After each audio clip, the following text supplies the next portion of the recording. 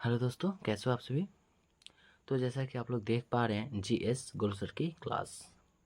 तो आज हम लोग इस वीडियो में पढ़ने वाले हैं कक्षा 8 का विज्ञान। ठीक है, तो आज हम लोग चलिए स्टार्ट करते हैं अध्याय 1। ठीक है, तो अध्याय 1 है कि फसल उत्पादन एवं प्रबंध। ठीक है, यानी कि इस चैप्टर में हम लोग पढ़ने वाले हैं कि फसल का उत्पादन कैसे किया जाता है और प्रबंध कैसे किया जाता है।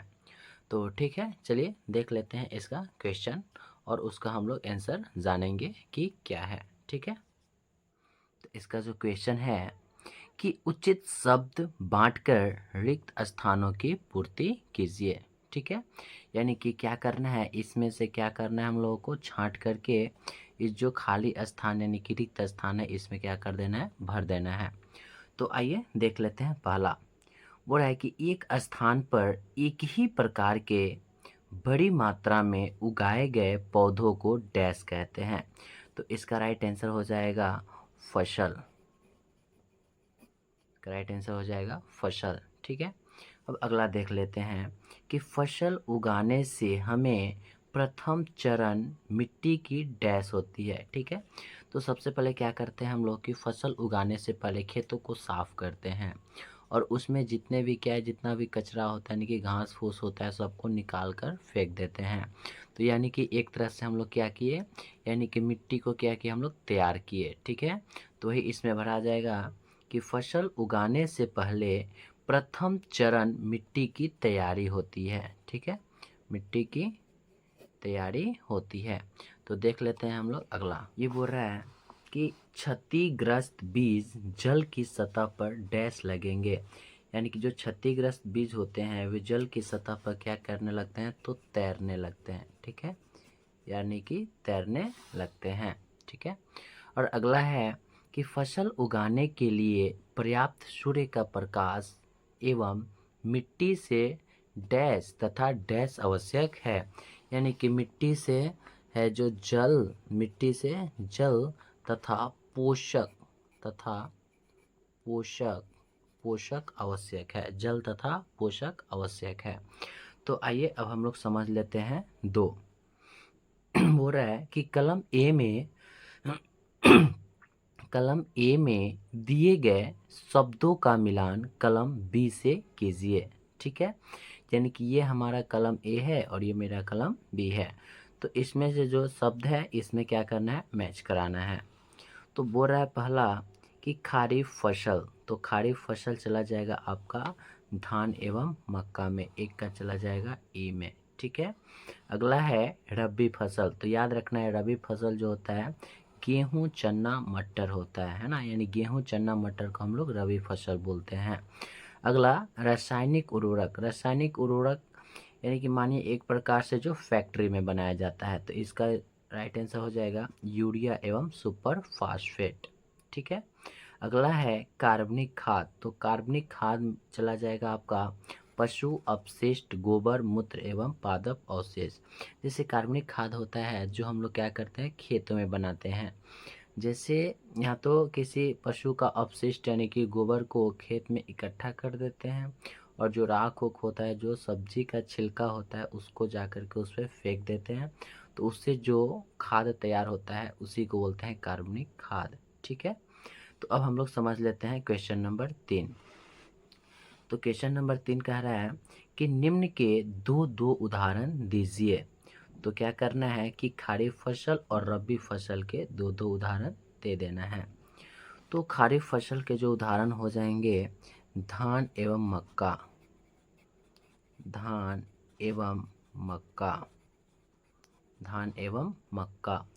और अगला बोल रहा है रबी फसल। तो रबी फसल का दे देंगे हम लोग गेहूं, गेहूं एवं चना, गेहूं एवं चना। ठीक है, तो आइए अब हम लोग देख लेते हैं क्वेश्चन नंबर 4। तो क्वेश्चन नंबर 4 कहता है निम्न पर अपने शब्दों में एक एक पैराग्राफ लिखिए।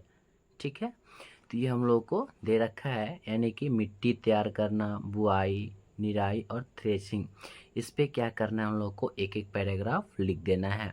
तो आइए सबसे पहले हम लोग समझ लेते हैं इसे।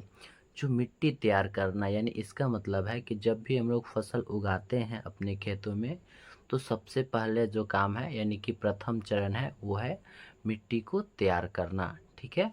अगला है बुआई। जब मिट्टी का तैयारी हो जाता है अच्छा से, तो हम लोग क्या करते हैं, उस खेत में बीज को डाल देते हैं, जो कि बुआई कहलाता है।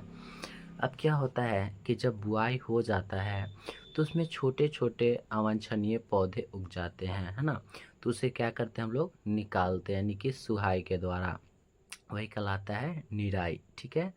उसके बाद क्या होता है, जब निराई हो जाता है, जो फसल जब तैयार हो जाता है, तब हम लोग क्या करते हैं, थ्रेशिंग, यानी कि भूसों को अलग कर देते हैं और अनाज को अलग कर देते हैं।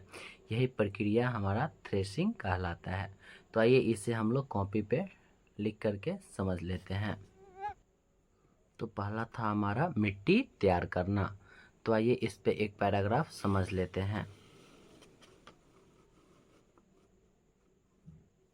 क्या है कि फसल उगाने से पहले हमें मिट्टी को तैयार करना चाहिए। ठीक है। यानी कि जब भी हम लोग फसल उगाते हैं खेत में, सबसे पहले क्या करना चाहिए, मिट्टी को तैयार करना चाहिए, जो कि प्रथम चरण है। ठीक है।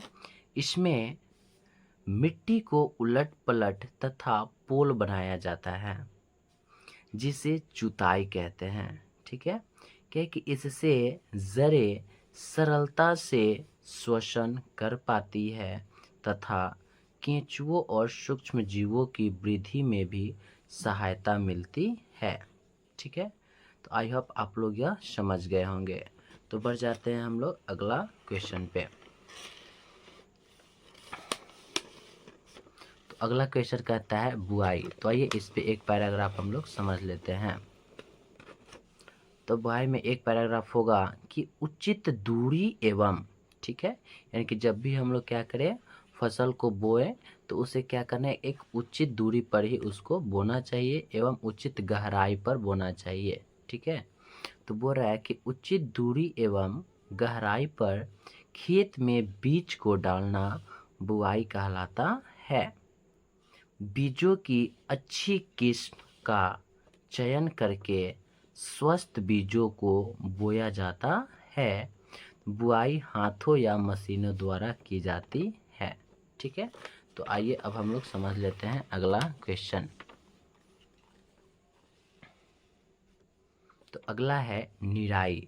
तो निराई हम लोग क्या किए हैं, समझ लिए हैं, यानी कि खेत में जो छोटे छोटे जो पौधे उग जाते हैं घास के रूप में, उसे क्या करते हैं हम लोग, निकालते हैं, यानी कि सुहाई करके। तो वही कहलाता है निराई। तो आइए लिख करके इसे समझ लेते हैं। तो इसे है कि खेतों में फसलों एवं पौधे के साथ साथ कुछ अवांछनीय पौधे उग जाते हैं, जिन्हें खरपतवार कहते हैं, और उनको हटाने की प्रक्रिया को निराई कहते हैं। ठीक है। तो आई होप आप लोग ये भी समझ गए होंगे। तो आइए बढ़ जाते हैं हम लोग अगला क्वेश्चन पे। अगला क्वेश्चन कह रहा है थ्रेशिंग। ठीक है।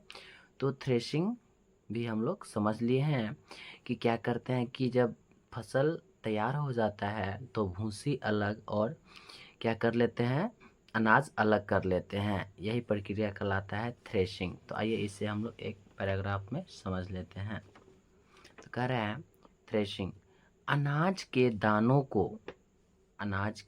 दानों को भूसे से अलग करना थ्रेशिंग कहलाता है। यह कार्य एक मशीन की सहायता से किया जाता है, जिसे थ्रेशर कहते हैं। ठीक है। तो आई होप आप लोग यह वीडियो बहुत अच्छे से समझ गए होंगे। ठीक है। तो फिर मिलते हैं ऐसे ही नेक्स्ट वीडियो में। तब तक के लिए जय हिंद जय भारत।